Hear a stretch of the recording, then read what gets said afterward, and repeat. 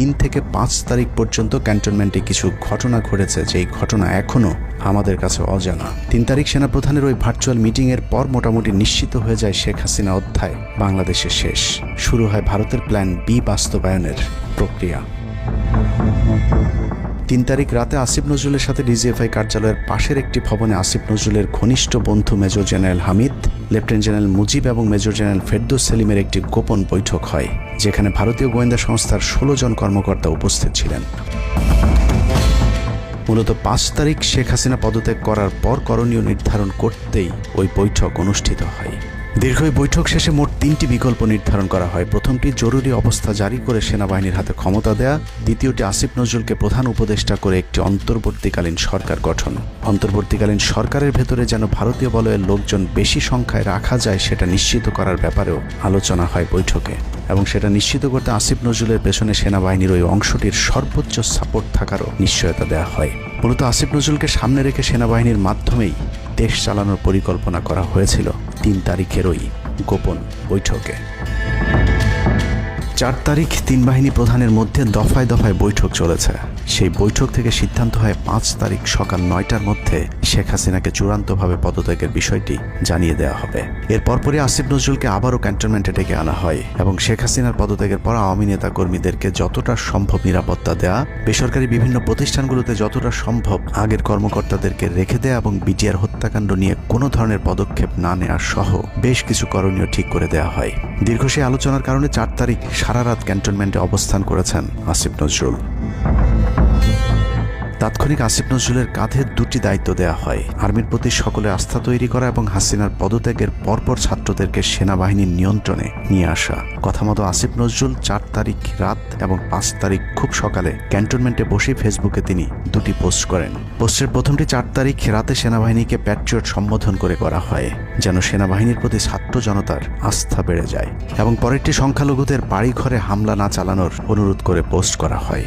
দুপুর 12টার আগে আসিফ নজরুলের করা হিন্দুদেরকে নিয়ে ওই পোস্টে প্রমাণ করে আসিফ নজরুল আগে থেকেই জানতেন কিছুক্ষণ পর আসলে কি ঘটতে যাচ্ছে। আমরা এখন আর্মি চিফের সাথে একটা আলোচনায় আছি।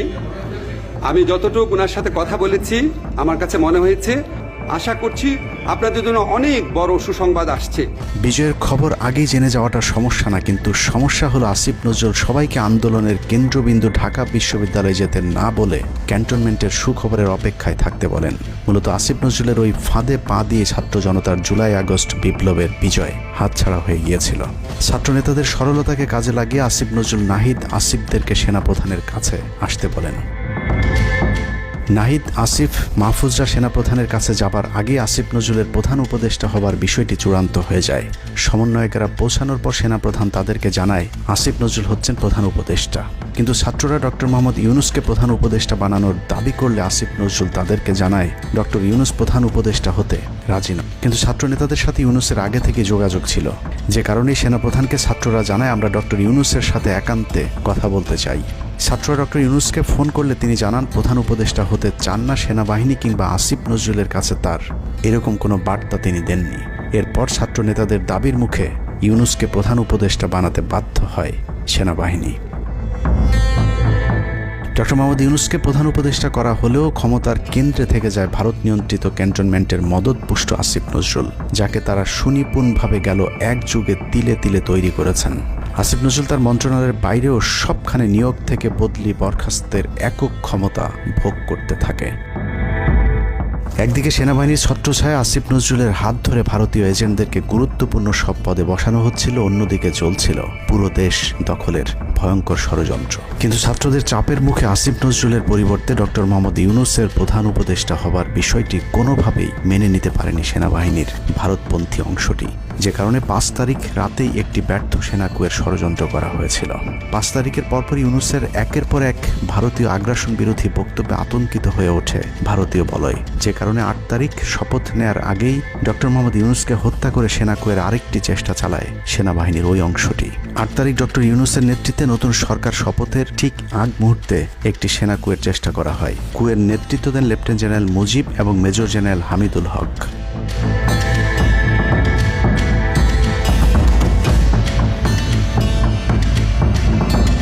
কিন্তু পশ্চিমা একটি গোয়েন্দা সংস্থা বিষয়টি দ্রুত সেনাপ্রধানকে জানালে জেনারেল ওয়াকার তাদের পরিকল্পনা ভণ্ডুল করে দেয়। সেনাপ্রধান তাৎক্ষণিকভাবে লেফটেন্যান্ট জেনারেল শামীমকে পিএসও এএফটি থেকে সিজিএস হিসেবে নিয়োগ দেন এবং মুজিবকে কিয়মজি থেকে আটডোগে বদলি করেন, যদিও 8 তারিখ রাত থেকেই মুজিব পলাতক রয়েছেন।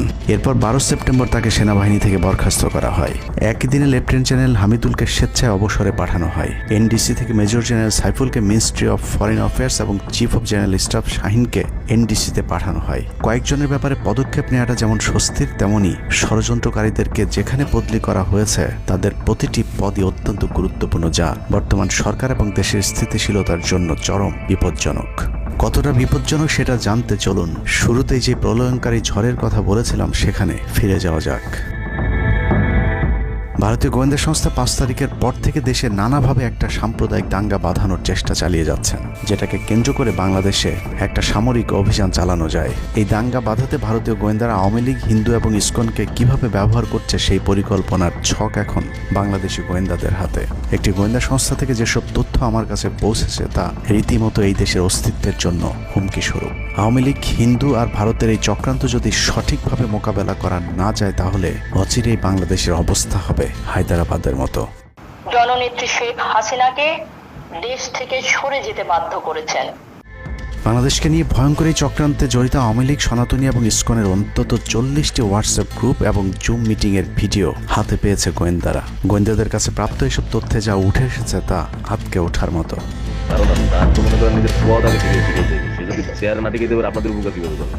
সেনাপ্রধান জামাত হলে এতদিন আওয়ামী লীগ বাইসে ফেলা দিত, ঠিক আছে? এটা তো আমাদেরও আওয়ামী লীগেরও একটা গেম হতে পারে, বলা যায় জামাত শিবিরের উপরে সব চাপা দিতে পারে, এটাও হতে পারে। এসব গ্রুপগুলোতে রীতিমতো বাংলাদেশের বিরুদ্ধে যুদ্ধের প্রস্তুতি চলছে। গ্রুপে তাদের সাথে সাবেক আওয়ামী লীগ সরকারের শীর্ষস্থানীয় নেতা থেকে বর্তমান সেনাবাহিনীতে চাকরিরত জেনারেল পর্যন্ত মাঝে মধ্যেই নাকি যোগ দিচ্ছেন। নানক ভাই থেকে শুরু করে আমাদের সুজিত দা, তারপর আরো অনেক টপ লেভেলের যারা মন্ত্রী, মিনিস্টার, প্রতিমন্ত্রী, তারপরে ইভেন কামাল ভাই।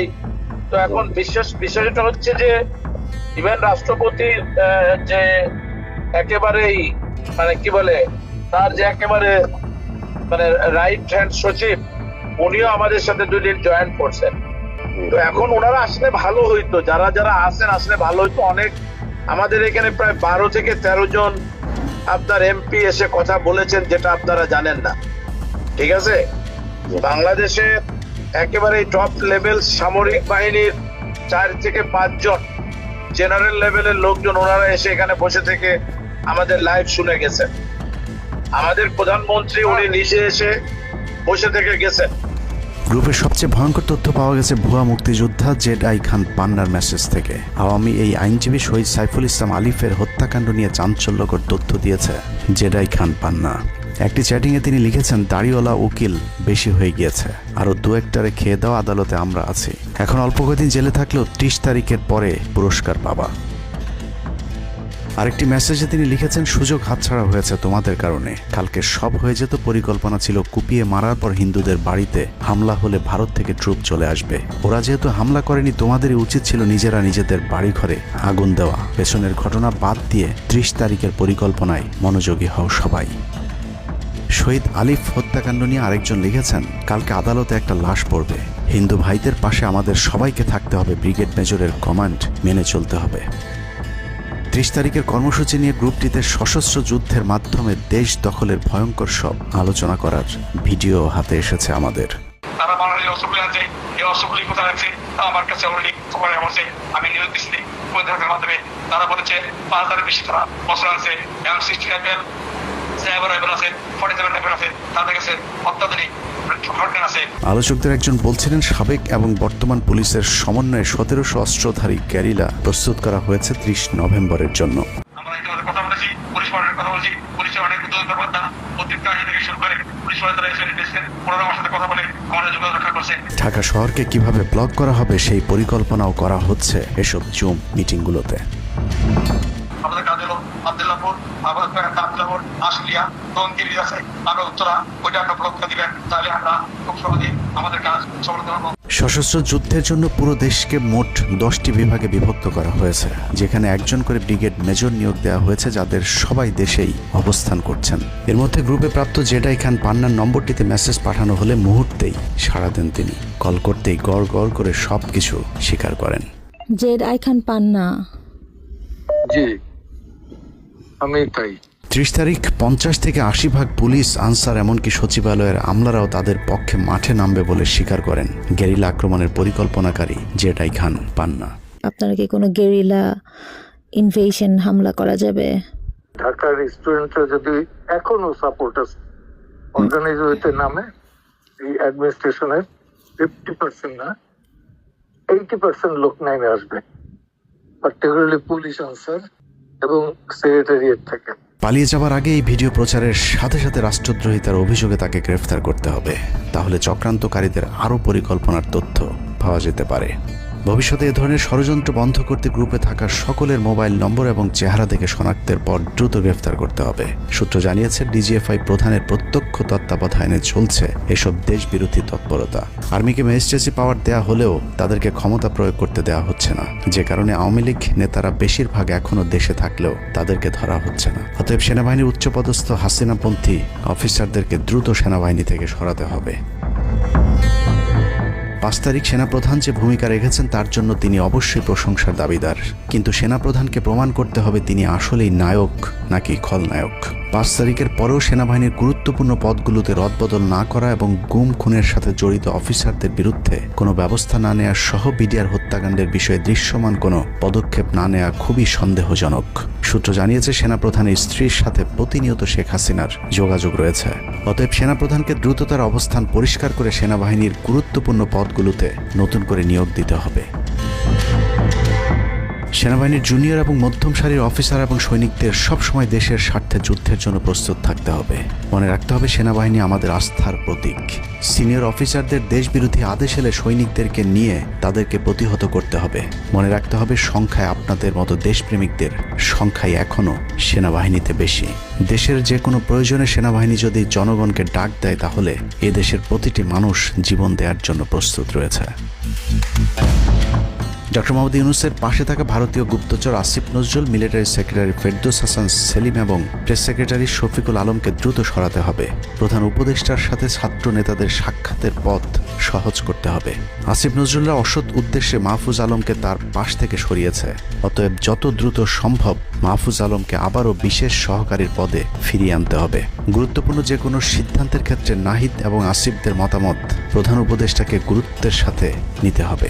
জেডাই খান পান্নাদের ষড়যন্ত্র এবার সফল না হলেও এই ষড়যন্ত্র চলতেই থাকবে।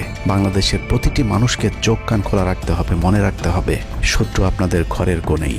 ভারত যদি বাংলাদেশে আক্রমণ করে, তাহলে সবার আগে আওয়ামী লীগ আর শ্রীকৃষ্ণের ভক্তরাই আপনার গলায় ছুরি ধরবে। অতএব শত্রুরা যেন আবারও বাংলাদেশের স্বাধীনতাকে ভারতের কাছে বিক্রি করতে না পারে, সেদিকে সবাইকে লক্ষ্য রাখতে হবে। আল্লাহ হাফেজ।